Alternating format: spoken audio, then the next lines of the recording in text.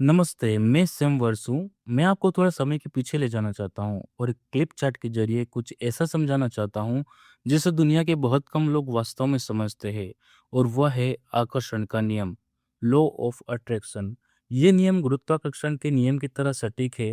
जैसे पृथ्वी पर कोई भी भारी चीज़ केंद्र की ओर आकर्षित होती है, वैसे ही आकर्षण का नियम हमेशा आपके जीवन में काम कर रहा होता है।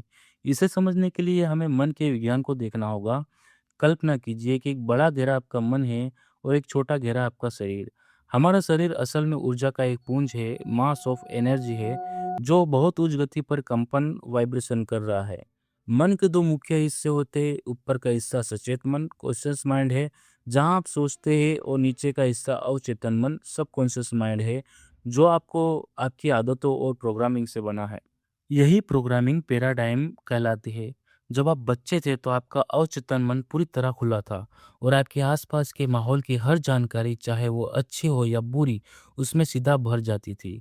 इसी पैराडाइम से आपकी पूरी दुनिया चलती है।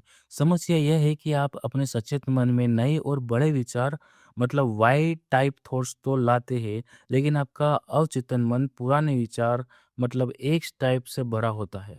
जब आप इन विचारों पर काम करने की कोशिश करते हैं, तो आपका पुराना पैराडाइम आपको रोकता है। आपको घबराहट और बेचैनी महसूस होती है, क्योंकि आप अपने कंफर्ट जोन से बाहर कदम रख रहे होते हैं।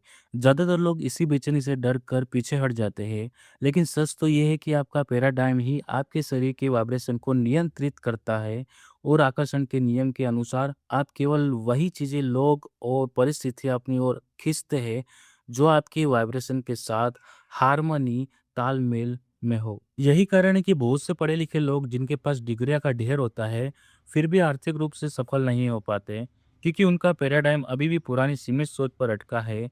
अगर आप अपने पैराडाइम बदलना चाहते हैं, तो आपको सिर्फ पढ़ना या सोचना नहीं है, बल्कि अपने पैराडाइम को बदलना होगा।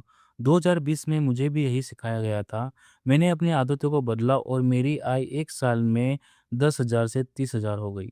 याद रखिए, आपकी भावनाएँ, फीलिंग ही आपको बताती है कि आप किस वाइब्रेशन में हैं। यदि आप अच्छा महसूस नहीं कर रहे हैं, तो आप नकारात्मक वाइब्रेशन में हैं। इसे बदलने का सबसे आसान तरीका है कि आप रुकें और उन चीज़ों के बारे में सोचें, जिनके लिए आप आभारी हैं। जब आप अपनी फ्रीक्वेंसी बदलते हैं और अपने अवचेतन मन को सकारात्मक जानकारी से रिप्रोग्राम करते हैं, तो आपकी दुनिया के परिणाम आप अपने बदलने लगते हैं। धन्यवाद। मैं हूँ सैम वर्ष। आपको मिलता हूँ अगले वीडियो में।